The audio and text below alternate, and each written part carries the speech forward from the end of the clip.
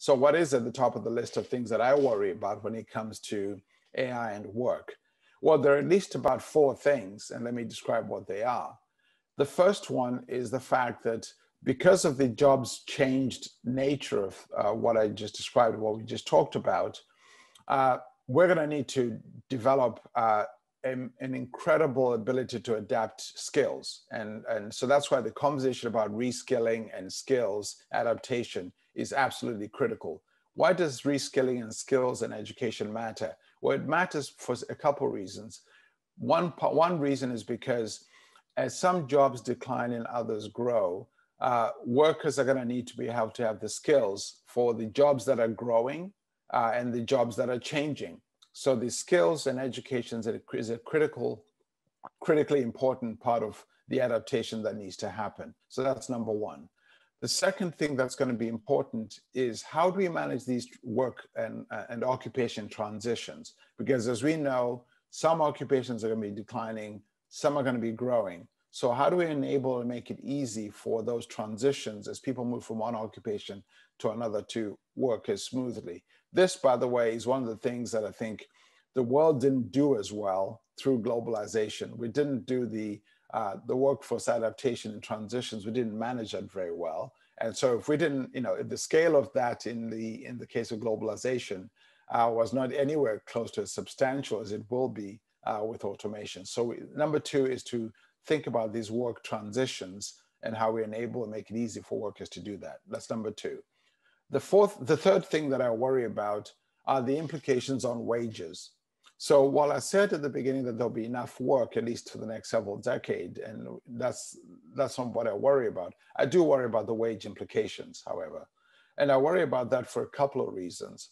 One is that we know that many of the growing occupations, as well as the very hard to automate activities. So think a teacher, think a childcare minder, think those kinds of activities. Have tended to be occupations that at least the current labor market dynamics don't reward very well. Those have tended to be the kind of the lower wage occupations. Unlike many of the occupations that are easy to automate, think accounting, for example, where those have tended to be many of the middle wage jobs. So the effect, even if there is enough work of the shift to these growing activities like care work, and also to these occupations that are harder to automate, could in fact have a downward draft and impact on wages. So, and I worry about that.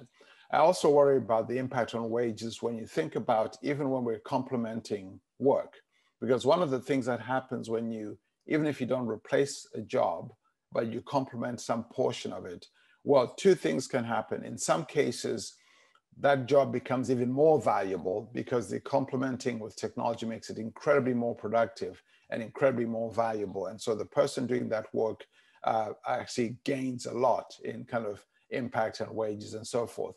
But the other thing at the other end of the spectrum can also happen where the technology complements the value adding, if you like, part of that occupation. And what remains behind is much, much more commoditized, even though a human is still doing it. That could have the effect on wages of also depressing those wages. So this question about how we work through our wage impact dynamics, even when there is enough work, is something we should think about, especially at a time when we're all quite concerned about inequality and so forth. Let me mention one more thing, Wendell, the fourth thing. The fourth thing that I worry about and we need to think about is how we actually redesign work and the workplace itself.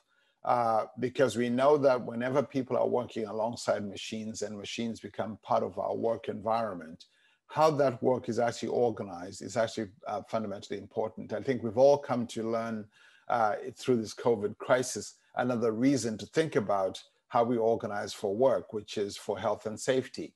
So in a world in which we're going to have to rethink the workplace, how workflows happen, not just because of technology, at least for the moment anyway, also because of COVID, the redesigning of work and the workplace is also an important thing for us to think about.